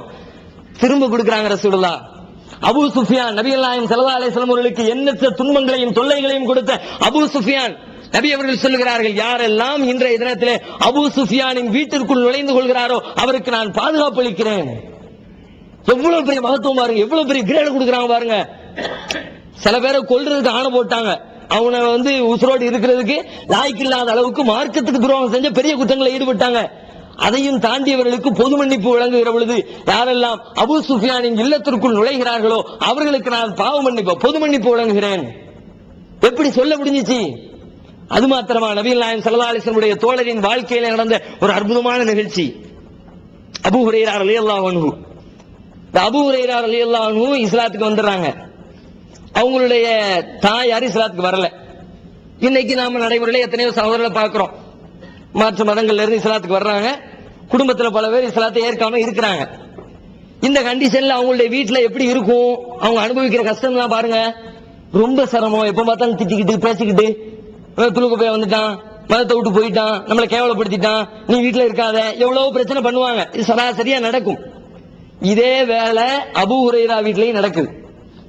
எப்ப பார்த்தாலும் ஒரே திட்டிக்கிட்டே இருப்பாங்க, இப்படி போயிட்டேடா இப்படி போயிட்டேடா, அவங்க அம்மா பேசிக்கிட்டே இருப்பாங்க.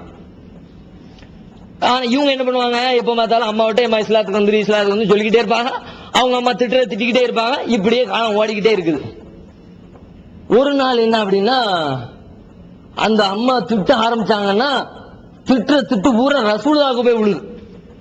ஒருத்தர் ஒரு பிள்ளை ஒருத்தர் நல்லா இருக்கான் வச்சுக்கோமே, நல்லா தான் இருந்தான், பக்கத்து வீட்டுக்காரன் கூட சேர்ந்தான், அந்த பையன் இவனை பல இடத்துக்கெல்லாம் கூட்டிட்டு போய் கெடுத்து பம்பாக்கிட்டான்னு வச்சுக்கோங்க. திட்டு எங்க போவோம், நல்லா தானே இருந்தா, பண்ணி கூட சேர்ந்து பீத்தின மாதிரி அவங்க கூட போய் நீ சேர்வியாடா அப்படின்னு சொல்லிட்டு அவனை திட்டுவாங்களா இல்லையா? அதே மாதிரி இந்த அம்மா என்ன பண்ணி விட்டாங்கன்னா, அந்த இஸ்லாத்தின் மீதும் தனது மகன் இஸ்லாத்தை ஏற்றுக்கொண்டது மீது இருந்த அந்த கோபத்தை நபி அவர்களின் மீது திருப்பி, அந்த மனுஷன் வந்ததுனால தான் கெட்டு போச்சு குட்டிச்சோரா போச்சுன்னு ரசூலுல்லாஹ்வை பார்த்து திட்ட ஆரம்பித்து விடுகிறார். அந்த திட்டுகின்ற பேச்சை கேட்பதற்கு இவருக்கு மனமில்லை. கண்களில் கண்ணீர் கொப்பளிக்கிறது, உள்ளத்திலே கோபம் வெகுண்டு எழுகிறது. தனது தாயாராக போய்விட்டார். என்ன வேணாலும் திட்டு, நான் உயிருக்கும் மேலாக மதிக்கிற நபிகள் நாயகத்தை திட்டுவதற்கு நான் அனுமதிக்க மாட்டேன், தாயே நிறுத்துங்கிறாரு. அந்த அம்மா நிறுத்துற மாதிரி தெரியல, கோபம் வருது. கோபத்தை என்ன பண்றது, அம்மா ஆயிட்டாங்க, கை வச்சு அடிக்கவும் முடியல. இல்லாட்டி மத்த ஆளா இருந்தா போட்டு வாங்கியிருப்பாரு. ஏன்னா சஹாபாக்கள் காலத்துல அப்படி நடந்திருக்கு. ஒரு ஆள் இப்படித்தான் என்ன பண்ணிட்டாரு, ஒரு யூதரும் ஒரு சஹாபியும். அவன் வந்து சொல்லியிருக்கான், பெரிய ஆளு யாரு தெரியுமா, எங்க மூசா தான், அவள் தான் பெருசு அப்படின்னு. மூசா, நம்மளும் ரெண்டு பேரும் ஈக்குவலா மதிக்கிறோம். ரசூலுல்லாஹ்வும் மூசா நபி எல்லாரும் ஈக்குவல். நபிமார்கள் அத்தனை பேரும் லானு ஃபர்ரிகு பைன அஹதிம் ருசுலிஹி, அவனுடைய நபிமார்களுக்கு மத்தியில எந்த பிரிவினையும் காட்ட மாட்டோம், இது நம்முடைய நம்பிக்கை. அந்த ஆள் வந்து என்ன பண்ணிவிட்டான், பெரிய ஆள் யாரு தெரியுமா, மூசா தான் பெருசா அப்படின்னு. மூசா பெருசா, முகமது தான் பெருசு, மூசா பெருசு. இந்த சஹாபி விட்டாரு ஒரு குத்து, மூக்குல தகாறு ரத்தம் வடி ஆரம்பிச்சு. பார்த்தா போலன்னு கொட்டுது. நேர கம்ப்ளைண்ட் ரசூலுல்லாஹ்க்கு வந்துச்சு. என்ன ரசூலுல்லாஹ் நீதமான ஆள், அடி வாங்கிவிட்டு அடி வாங்கினவரை கம்ப்ளைண்ட் ரசூலுல்லாஹ்ட்ட கொண்டு வந்துட்டாரு. யார் ரசூலுல்லாஹ் பாருங்க உங்க ஆள் இப்படிதான் அடிச்சு விட்டான் அப்படின்னு. ரசூலுல்லாஹ் கூப்பிட்டு விசாரிக்கிறாங்க, என்னடா இது, யாரு லாத்து ஹய்யிரூனி பி மூசா, மூசாவிட என்ன சிறந்தவன் சொல்லாதேப்பா, எல்லாரும் ஈக்குவல் தான் அப்படின்னு அந்த முஸ்லிமை திட்டி அந்த யூதருக்கு ஆதரவாக பேசி ரசூலுல்லாஹ் அனுப்பி வைக்கிறாங்க. சஹாபாக்கள் இப்படிப்பட்ட ஆளு விட்டான ஏதாவது ரசூலுல்லாஹ் பேர்ல மட்டும் ஏதாவது மிஸ்டேக் பேசினா விட்டு வைக்க மாட்டாங்க. இப்போ விட்டு வைக்க கூடாதுன்னு நினைச்சாலும் பேசுறது அம்மாவாயிடுச்சு. அம்மாவை என்ன பண்றதுன்னு தெரியல, உள்ளம் குமுறுது, கண்கள் கண்ணீரை வடிக்கிறது. அந்த வேகம் தாங்க முடியாமல் தனது வீட்டிலிருந்து ஓடோடி வருகிறார். நபிகள் நாயகம் ஸல்லல்லாஹு அலைஹி வஸல்லம் அவருடைய சன்னிதானத்திலே அழுதவராக தேம்பியவராக வந்து நிற்கிறார். நபி ஸல்லல்லாஹு அலைஹி வஸல்லம் அவர்களை அவரை ஆறத் தழுவி அணைத்து கேட்கிறார்கள், அபூ ஹுரைராவே என்ன நடந்தது சொல்லும், என்ன ஆச்சுப்பா, ஏன் அழுகிற சொல்லு, சொல்ல நினைக்கிறாரு. துக்கம் தொண்டையை அடைக்கிறது. நபி அவர்களை அவருடைய தாயார் பேசிய பேச்சுக்களை நினைத்து நினைத்து அவருடைய உள்ளம் மேலும் மேலும் வருந்த தொடங்குகிறது. நபி அவர்கள் ஆற அமர்த்தி விவரத்தை சொல்லு சொல்றாரு. யார சொல்லலாம், எங்க அம்மா இப்படி உங்களை திட்டிவிட்டாங்க, இந்த கேள்வி எல்லாம் கேட்டுவிட்டாங்க, எல்லாத்தையும் சொல்றாரு. இப்படி எல்லாம் திட்டாங்க, அதை என்னால தாங்கிக்க முடியல. இப்படி என்ன பத்தி ஒருத்தர் வந்து சொன்னா நான் என்ன செய்வேன், அப்படியே திட்டினா வரட்டும் பாத்துக்கிறேன், ஒரு நாளைக்கு வராமலா இருப்பான், நான் ஆளை செட்டப் பண்ணி வச்சு அவன் நாக்கு அறுத்துறான்னு முடிவு பண்ணுவேன். நானு ரசூல் ஸல்லல்லாஹு அலைஹி வஸல்லம் அமைதிப்படுத்தி இருப்பா, பொறுமை, சரி என்னதானே திட்டினாங்க விடு, போ என்னதானே திட்டினாங்க விட்டுரு அப்படின்னு சொல்லிட்டு அவருக்கு சமாதானம் சொல்றாங்க. அப்ப அபூ ஹுரைரா சொல்றாங்க, யார சொல்லலாம், அல்லாஹ்விடத்துல எனக்கு என்னுடைய தாயாருக்காக வேண்டி நீங்க துஆ செய்யுங்க. உம்மா அபூ ஹுரைரா, அல்லாஹ் அபூ ஹுரைராவுடைய உம்மாவுக்கு இறைவன் ஹிதாயத்து கொடுக்கட்டும் என்று பிரார்த்தனை செய்யுங்கள் யார சொல்லலாம் அப்படிங்கிற ரசூல் ஸல்லல்லாஹு அலைஹி வஸல்லம். உடனே அல்லாஹ்விடத்துல கையேந்தி, யா அல்லாஹ் அபூ ஹுரைராவுடைய உம்மாவுக்கு நீ ஹிதாயத்தை கொடுன்னு துஆ செய்றாங்க. அந்த ஏக்கத்தோட மன வருத்தத்தோட அப்படியே வெளியில இறங்கி நடந்து வர்றார். மீண்டும் வீட்டுக்கு வருகிறார். வீட்டுக்குள்ள அவங்க அம்மா குளிச்சுக்கிட்டு இருக்காங்க. வெளியில தண்ணி சத்தம் சலசலன்னு கேக்குது, குளிக்கிற தண்ணி சத்தம் கேட்கும்ல, கேக்குது. உள்ளுக்குள்ள இருக்கிற அம்மாவுக்கு இவர் வந்துட்டாருன்றது தெரியுது. இந்த வாசல சத்தத்தை செருப்பு சத்தத்தை வச்சுக்கிட்டு அபூ ஹுரைரா வந்துட்டா போல இருக்குன்னு சொல்லிட்டு, எப்ப அபூ ஹுரைரா நீ அங்கேயே நில்லு நான் வர்றேன் அப்படின்ட்டு அந்த அம்மா குளிச்சு விட்டு வேக வேகமா வெளியே வர்றாங்க. வெளியே வந்த உடனே தனது மகனுடைய கரத்தை தழுவி அஷ்ஹது அல்லா இலாஹ இல்லல்லாஹ் வ அஷ்ஹது அன்ன முஹம்மதர் ரசூலுல்லாஹ் என்று சொல்லி திருக்கலிமாவை மொழிந்து நான் இஸ்லாத்தினுள் இழைகிறேன், இதுதான் சத்திய மார்க்கம் என்று உணர்ந்து கொண்டேன்னு சொல்லிட்டு அங்க துவா, மறு நிமிஷம் இங்க பதில் கிடைக்குது. இவருக்குன்னா அப்படி நம்ப முடியல, சந்தோஷம் தாங்க முடியல. மீண்டும் கண்களில் இருந்து கண்ணீர் அருவியாக பெருக்கெடுக்க ஓடோடி வருகிறார். யா ரசூலுல்லாஹ் யா ரசூலுல்லாஹ் என்று அழுது புலம்பியவராக நபி அவர்கள் மீண்டும் கேட்கிறார்கள், என்னப்பா நடந்தது, இப்பதானே போன, திரும்ப இதுக்கு அழுதுகிட்டு வர்ற, அபிஷர் யா ரசூலுல்லாஹ், நற்செய்தி பெற்றுக் கொள்ளுங்கள் யா ரசூலுல்லாஹ், நற்செய்தி பெற்றுக் கொள்ளுங்கள். அல்லாஹ் ரப்புல் ஆலமீன் உங்களின் பிரார்த்தனையை அங்கீகரித்து என்னுடைய தாய்க்கு இறைவன் நேர்வழி காட்டி விட்டார், அவர்கள் இஸ்லாத்தினுள் நுழைந்து விட்டார்கள் இருக்கிறார்கள் என்று சொல்லி கண்ணீர் ததும்ப இறை தூதரின் சன்னிதானத்திலே அவர் அழுது புலம்ப சந்தோஷத்தை வெளிப்படுத்தி நபி அவர்களிடத்திலே பேசுகிறார். ரசூலுல்லாஹ்வுக்கு சந்தோஷம்.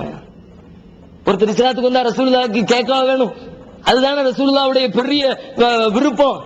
அப்ப ரசூல் ஸல்லல்லாஹு அலைஹி வஸல்லத்துக்கு சந்தோஷம். உடனே சொல்றாரு, யா ரசூலுல்லாஹ், எங்க அம்மாவுக்கு இத துஆ செஞ்சீங்க, அல்லாஹ் அங்கீகரிச்சுக்கிட்டான், இன்னும் துஆ செய்யுங்க, என்னையும் என்னுடைய தாயாரையும் இந்த மூமின்களுக்கு பிரியமாகவும் மூமின்களை நான் எனக்கு பிரியமானதாகவும் அல்லாஹ் ஆக்கி தரட்டும்னு சொல்லிட்டு அல்லாஹ்விடத்துல துஆ செய்யுங்க அப்படின்னு அபூ ஹுரைரா கேட்கிறாரு.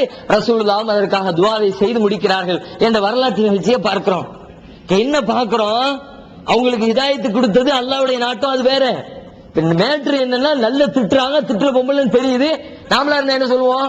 ஒரு கால் இஸ்லாத்துக்கு வர்ற மாதிரி இருந்தா கூட இவன்லாம் வர வேண்டாங்க, இருக்கிறவனையும் கெடுத்து குட்டிச்சவர் ஆக்கிடுவான்னு சொல்லிட்டு அவன் மேல கோபம் இருந்துச்சுன்னா சொல்லுவோம். கோபப்படுகிற சூழ்நிலை. என்னை இந்த அளவிற்கு திட்டிய ஒரு பெண், அந்த பெண்ணுக்காக ஹிதாயத்தை வேண்டி பிரார்த்திக்கிற மனம் எப்படி வந்தது? வரணும் அப்படி. எனக்கு தீங்கிழைத்தாலும் பரவாயில்லை, எனக்கு அநீதம் செய்தாலும் பரவாயில்லை, கண்டிப்பாக நான் அந்த குற்றத்தை மன்னித்து அவர்களுக்கு நன்மையை பகரமாக்குவேன் என்று இறைவன் சொல்லுகிற அடிப்படையில்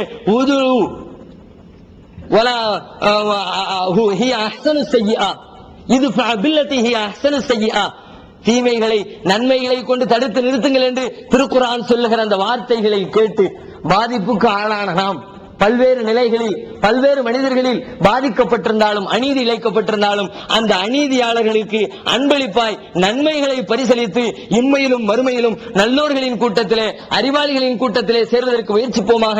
அல்லாஹ் நம் அனைவருக்கும் அப்படிப்பட்ட நல்லவர்களை தந்தருள்வானாக. வாஹிரு தஅவானா அல்ஹம்துலில்லாஹி ரப்பில் ஆலமீன். அஸ்ஸலாமு அலைக்கும் வரஹ்மத்துல்லாஹ். அல்லாஹு